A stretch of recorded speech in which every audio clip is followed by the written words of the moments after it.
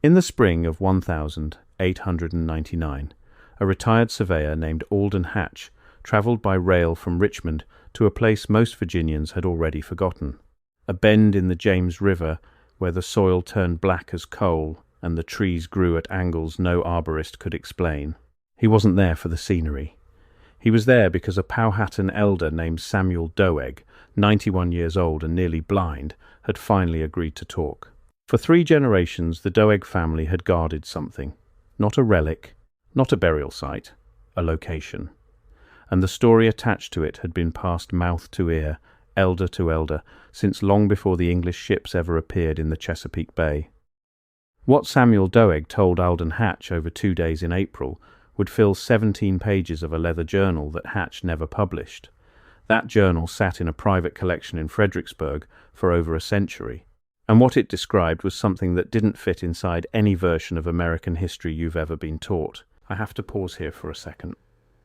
Because what I just described, that is one case from a much larger pattern. There are 35 documented cases in a document I put together.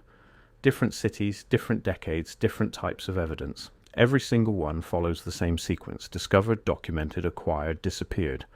I could not fit all of it into a video. It's in the pinned comment below. Find it before we continue. Beneath the Tidewater region of Virginia, there were tunnels, not root cellars, not natural caverns, engineered passages with finished walls, ventilation channels, and drainage systems that predated every known colonial structure in the Americas by centuries, maybe longer. And the Powhatan people didn't build them. They knew that. They'd always known that. But they also knew something else. Something that kept them silent for 400 years. They knew who did. To understand why this story disappeared, and why it matters now more than ever, we need to go back. Not to 1607, when the English arrived. Further. Back to the Tidewater itself, and the land it sits on, because the geology of this region is the first clue that something doesn't add up. The Tidewater is the coastal plain of Virginia, stretching from the fall line near Richmond all the way east to the Atlantic.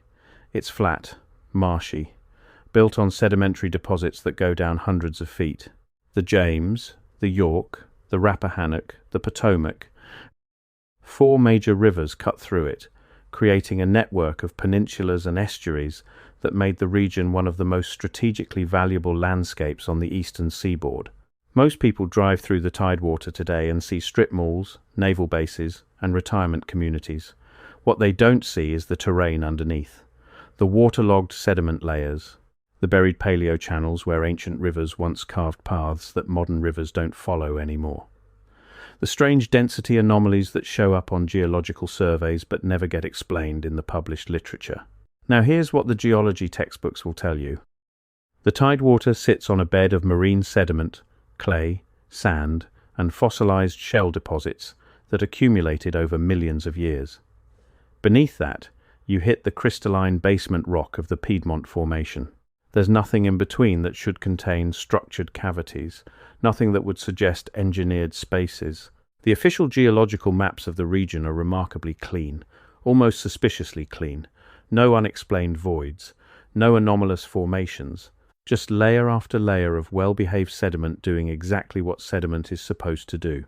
But geological surveys done by private firms tell a different story. In 1978, a land development company conducting subsurface testing near Newport News recorded multiple void spaces at depths between 10 and 18 feet. The voids were consistent in size and spacing, roughly 6 to 8 feet across, spaced at irregular intervals along a northeast-southwest axis. The company's geologist flagged the readings as anomalous. The report was submitted to the State Geological Survey. It was never published, but the oral traditions of the Powhatan Confederacy tell a different story entirely. And they've been telling it since before anyone with a European surname set foot in Virginia. The Powhatan Confederacy wasn't a single tribe. It was a political alliance of roughly 30 Algonquian-speaking groups that occupied the Tidewater and its surrounding areas. At its height, around 1,600, it included somewhere between 14 and 20,000 people, under the paramount chieftainship of Wahunsenaka, the man the English called Powhatan. The English understood Wahunsenaka as a king, a political leader, and he was. But the Powhatan social structure had another layer that the colonists either couldn't see or chose to ignore: the Quiacros, the priestly class, the keepers of sacred knowledge. And within that priestly class, a smaller circle of elders who held information so sensitive that sharing it with outsiders was considered a form of spiritual treason. The English never cracked that inner circle. They didn't even know it existed for the first 50 years. Captain John Smith, for all his writings about Powhatan society, never once mentioned the keeper tradition by name. William Strachey came closer in his 1612 manuscript, where he noted that certain elders held counsel with the ground itself, and would not speak of things beneath the rivers, for fear of waking what slept there. Strachey's line has been interpreted a dozen different ways. Anthropologists in the 20th century called it animist superstition, a belief that the earth itself was alive and should not be disturbed. But that interpretation conveniently ignores what Strachey wrote next. He said the elders described passages of worked stone beneath the marshes, and that they refused to lead anyone to them. Worked stone. In 1612, described by indigenous elders who had no contact with European masonry traditions, in a region where the geological record says worked stone shouldn't exist. And Strachey wasn't the only one who heard about it. In 1687, a French Jesuit named Father Michel Gravier travelled through the Tidewater on his way south from Maryland. His letters, preserved in the archives of the Société des Missions Étrangères in Paris, describe a conversation with a Pamunkey elder near the York River. The elder told Gravier about halls beneath the water that had been built by a people who came before the Algonquians. Gravier pressed for details. The elder told him the halls were taller than 2 men standing, and that the walls were smooth as river glass. Gravier asked to see them. The elder refused. When Gravier asked why, the elder said something that Gravier translated into French as, "Because the builders are not gone, they are only quiet." That line has haunted researchers in alternative history circles for decades. Not because it's proof of anything on its own, but because it matches, almost word for word, what Samuel Doeg told Alden Hatch 200 years later, but we're getting ahead of ourselves. Before we get to what Samuel Doeg revealed, we need to understand why the Powhatan kept this secret for so long. And to do that, we need to look at what happened to the people who didn't keep it. The first recorded attempt to find the tunnels came in 1724. A tobacco planter named George Thorpe the Younger, grandson of the George Thorpe who was killed in the 1622 Powhatan attack on Jamestown, heard rumours from his enslaved workers about underground chambers near the Chickahominy River. Thorpe organised a small excavation. He brought 6 men and dug for 3 weeks. According to a letter Thorpe wrote to his cousin in London, they found a stone-lined shaft roughly 12 feet deep before it flooded with brackish water. The walls, Thorpe wrote, were fitted with a precision I have not seen in any English construction. He described the stones as a type of granite that didn't match anything quarried in Virginia.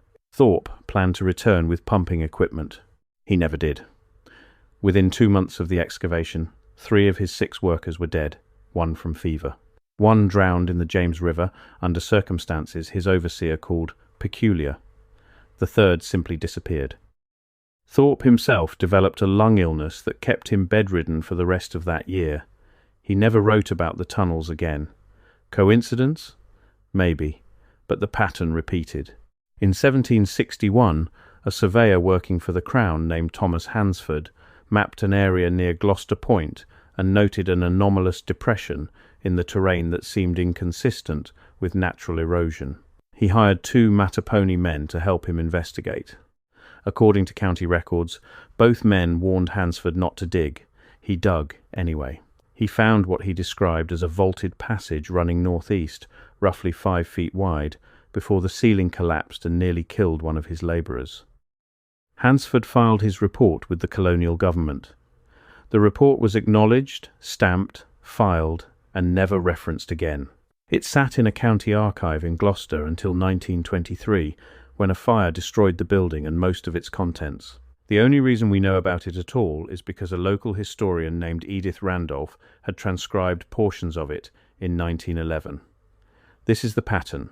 Someone finds evidence, something bad happens, the evidence disappears, the story dies.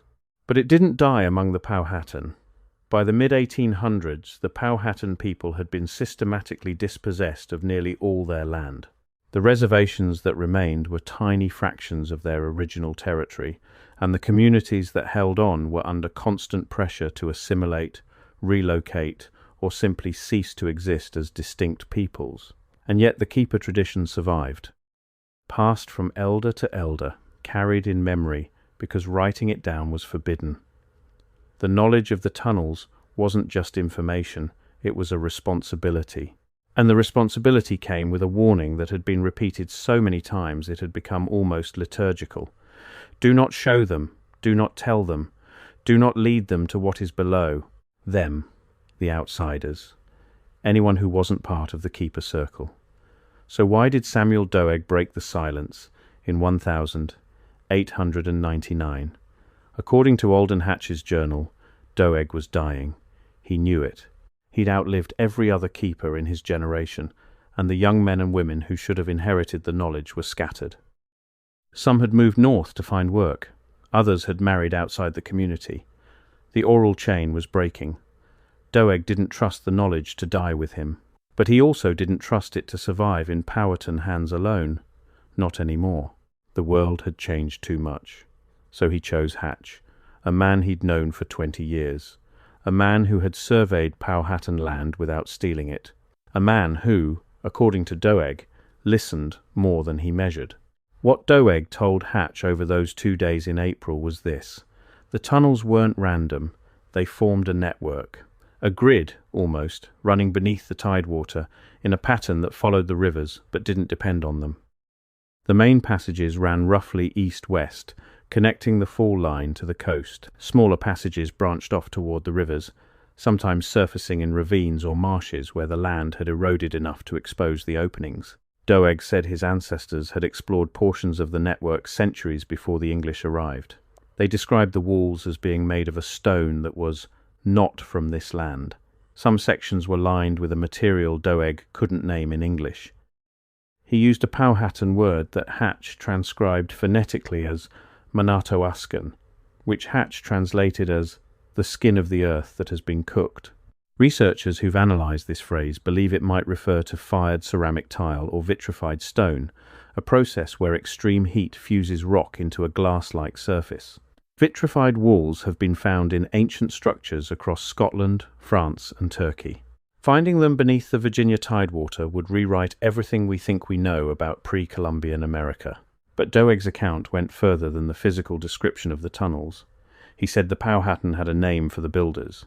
They called them the Manito-Aki, which translates roughly as the spirit people of the ground. But Doeg was clear that this wasn't a supernatural designation. The Manito-Aki weren't ghosts or gods. They were a people, a civilization. They had lived in the Tidewater long before the Algonquians arrived, and they had built the tunnels as part of something larger, something Doeg called the Below Road. The Below Road wasn't just a tunnel system. According to Doeg, it was a transit and trade network that extended far beyond Virginia. He said the Powhatan oral tradition held that the Below Road connected the coast to places deep inland, possibly as far as the mountains of what we now call West Virginia and beyond. There were nodes, gathering points, places where the tunnels widened into chambers large enough to hold many families. Think about what that implies. Not a local project, not a single tunnel connecting 2 points, a continental infrastructure, a highway system beneath the forest floor, built at a time when mainstream archaeology insists the only structures being erected in eastern North America were bark longhouses and seasonal fishing camps. If this sounds familiar, it should.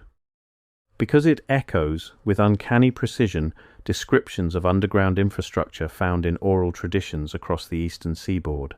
The Lenape spoke of stone roads beneath the rivers. The Iroquois had traditions about the old tunnels that predated their own arrival in New York.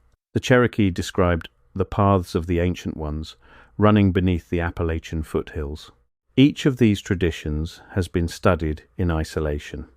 Each has been dismissed as mythology. But when you lay them side by side, something emerges. A pattern, a network, a continental infrastructure that predates every civilization mainstream archaeology is willing to acknowledge. And this is where the story collides with the question that the academic establishment absolutely does not want to answer. Who were the Manito-Aki? Who built the Below Road? And why is there no officially recognized archaeological evidence of their existence? Let's deal with that last question first, because the answer is more disturbing than the mystery itself. There is evidence. There has always been evidence. The problem isn't absence. It's suppression. In 1831, workers digging a canal near Norfolk, Virginia, unearthed a stone archway at a depth of 14 feet. Before I go further, that document in the pinned comment. If you have not found it yet, go there now, because everything I cover in these videos is one piece of a pattern that only becomes visible when you see all 35 cases together. The document shows you the full pattern. What I can show you here is the surface. What is down there is everything underneath it. Pinned comment, now, then come back. The stones were fitted without mortar in a style that the supervising engineer, a man named Josiah Collins, compared to Roman aqueduct construction.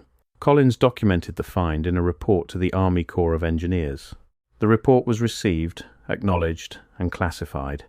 It has never been publicly released. In 1876, a farmer near Williamsburg reported that a sinkhole on his property had exposed what appeared to be a stone-lined corridor running beneath his tobacco field. He contacted the Smithsonian Institution. A representative visited the site, took measurements, and collected several stone samples. The farmer never heard back. When he wrote to the Smithsonian again in 1878, he received a letter stating that the samples had been mislaid and that the site was of no archaeological significance. In 1903, just 4 years after Doegg's testimony to Hatch, a construction crew building a railway spur near Hampton Roads broke through into a void space roughly 8 feet below grade. The foreman described a room with smooth walls and a flat ceiling, approximately 15 feet square. The crew was ordered to fill the void with concrete and continue. No report was filed. The only record is a diary entry by one of the workers, a man named Patrick Callahan, whose descendants donated his papers to a local historical society in 1987. 3 separate discoveries, 3 separate cover-ups, 3 separate decades, and that's just Virginia. When you expand the search to the broader Tidewater and Mid-Atlantic region, the pattern multiplies. Stone chambers in Maryland, anomalous underground structures in Delaware, sealed passages beneath the foundations of buildings in Philadelphia that predate William Penn's colony by centuries. The mainstream response to all of this is predictable. Root cellars, natural formations, misidentified colonial construction. The dismissals come so quickly and so uniformly that they almost feel rehearsed. But the people who lived on this land for thousands of years didn't dismiss it. They revered it, they feared it, and they protected the secret of it with their lives. Which brings us back to Samuel Doegg, and the most troubling part of his testimony, the part that Alden Hatch underlined 3 times in his journal. Doegg said the Powhatan didn't just know about the tunnels. They actively guarded the entrances, not to protect the tunnels from outsiders, but to protect outsiders from what was inside. The keeper tradition included a warning that had been passed down for generations beyond counting. The tunnels were not abandoned. They were occupied, not by people, at least not by people in any sense the Powhatan understood, but by something that the Manito-Aki had left behind, something that functioned, something that maintained the tunnels even after the builders were gone. Doegg used the word watchers. He said the watchers were not alive, but were not dead. They were made things, constructed, placed in the tunnels by the Manito-Aki before they vanished. And they did not welcome visitors. Hatch pressed Doegg on this point. He asked what the watchers looked like. Doegg said his ancestors described them as shapes that stood in the walls, neither animal nor human. They didn't move the way living things moved. They moved like water moves through a channel, following paths that had been set for them. Some were small, no bigger than a man's forearm. Others filled entire passages, and they responded to intrusion. Not with violence exactly, but with resistance. Sounds that grew louder, lights that grew brighter, air that grew heavier until the trespasser could barely breathe. One elder, 3 generations before Doeg, had entered a tunnel near the Pamunkey River and encountered something he couldn't describe except to say it knew he was there before he knew it was there. He ran. He never went back. And he added a new instruction to the keeper tradition. Don't just avoid the tunnels. Don't even stand above them for too long. Now, you can interpret this a dozen different ways. The rationalist interpretation would call this a folk memory of natural hazards, gas pockets, unstable ceilings, flooding. The tunnels were dangerous, so the Powhatan created a mythology around that danger to keep people out. But that interpretation doesn't account for the specificity of the description. Doeg didn't describe abstract danger. He described mechanisms. He told Hatch about doors that moved without hands, about sounds that came from the walls, not voices but the sound of counting, about lights that appeared in the passages without fire, doors that move without hands, sounds of counting, lights without fire. In 1899 there was no frame of reference for automated doors, computing machines, or electric lighting. There simply wasn't. The vocabulary didn't exist, and yet Doeg described all three using the only language available to him.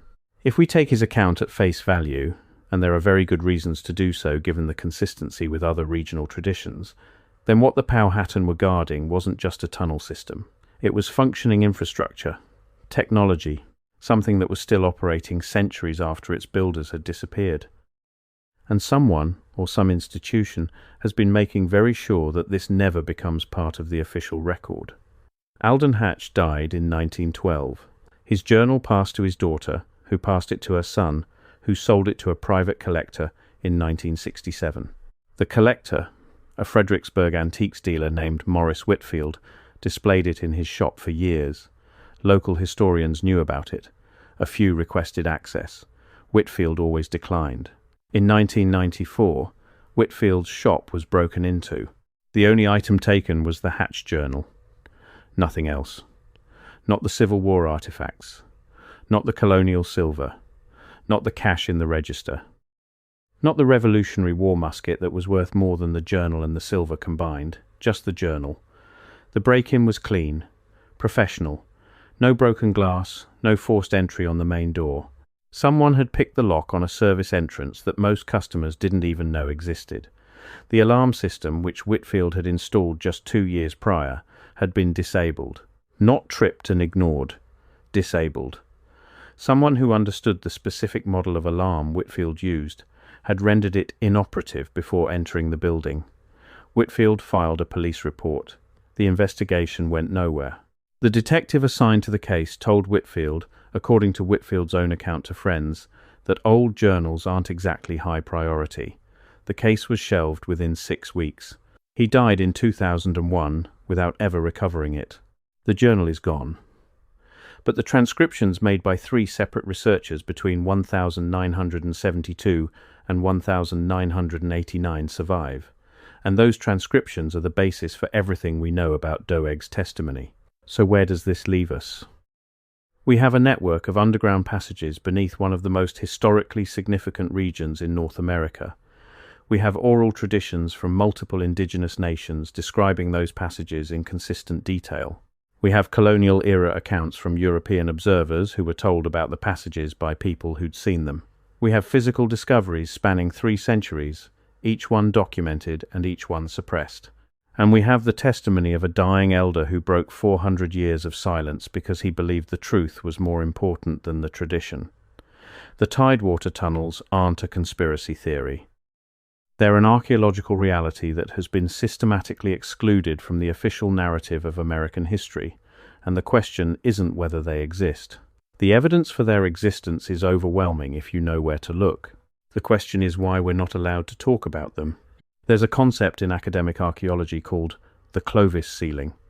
For decades, the official position was that human beings didn't arrive in the Americas before about 13,000 years ago.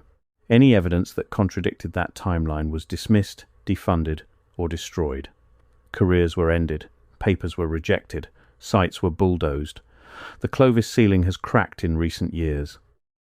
Monteverde in Chile, The White Sands footprints in New Mexico, the Cerruti Mastodon site in California, where stone tools appeared alongside broken mastodon bones dating back 130,000 years. Slowly, grudgingly, the establishment has acknowledged that humans were here earlier than they claimed, but they've only moved the date back a few thousand years. The fundamental assumption remains the same. The Americas were populated by simple hunter-gatherer societies until Europeans arrived with civilization in their cargo holds. The Tidewater tunnels obliterate that assumption completely. If a pre-Columbian civilization had the engineering knowledge to build a subterranean transit network spanning hundreds of miles, with ventilation, drainage, fitted stone construction, and possibly functional technology, then everything we've been taught about who was here and what they were capable of is wrong. Not slightly wrong, fundamentally wrong. Wrong in a way that would require rewriting not just American history, but the entire timeline of human technological development. Because vitrified walls, automated mechanisms, and lights without fire aren't primitive technologies. They aren't even medieval technologies. They represent capabilities that, according to conventional history, shouldn't have existed anywhere on Earth at the time these tunnels were supposedly built. And that's the real reason for the silence. It's not about tunnels, it's about narrative control. The story of America begins with European arrival. Columbus, Jamestown, Plymouth Rock. Every institution, every textbook, every museum exhibit is built on that foundation. Pull it out, and the whole structure wobbles. The Powhatan Elders understood power. They understood what happens when one group controls the story of another. They'd watched the English rewrite their history in real time, turning a sophisticated confederacy into savages who needed saving. They knew that if the English found the tunnels, they'd claim them, rename them, erase the Manito-Aki, and credit some lost colony of Europeans or Romans or anyone except an indigenous civilization. So they kept quiet for 400 years. And then Samuel Doeg, 91 years old and almost out of time, decided that silence was its own form of erasure, that by protecting the secret, his people were helping their colonizers bury the truth, that the Manito-Aki deserved to be remembered, even if remembering them meant breaking the oldest promise his family had ever made. What he told Alden Hatch wasn't just a description of tunnels. It was an act of defiance against the keepers who came before him, against the colonial machinery that had ground his people into near invisibility, against a version of history that had no room for what he knew to be true. The journal is gone, the tunnels are still there. Beneath the tobacco fields, and the strip malls, and the military bases, and the suburban developments that have paved over the Tidewater like a bandage over a wound, every few years someone finds something. A void space during construction, an anomalous reading on ground-penetrating radar, a stone that shouldn't be where it is, and every time the discovery is quietly handled, filled in, reclassified, forgotten. But the oral traditions haven't forgotten. The descendants of the Powhatan haven't forgotten. And now, maybe, neither will you. There's a line in Hatch's journal that the transcribers flagged because he wrote it separately from the main text, as if it were an afterthought or a private note to himself.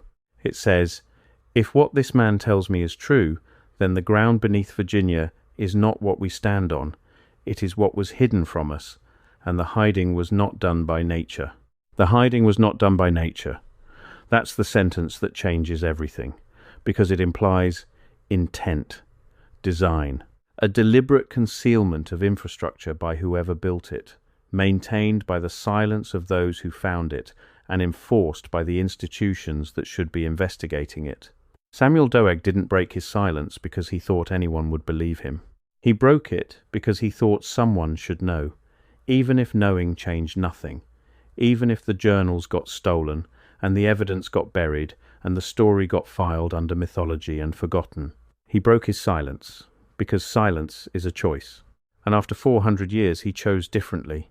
The Tidewater tunnels are down there. They've always been down there. And the only thing keeping them hidden isn't geology or technology or the limits of modern archaeology. It's the unwillingness to look.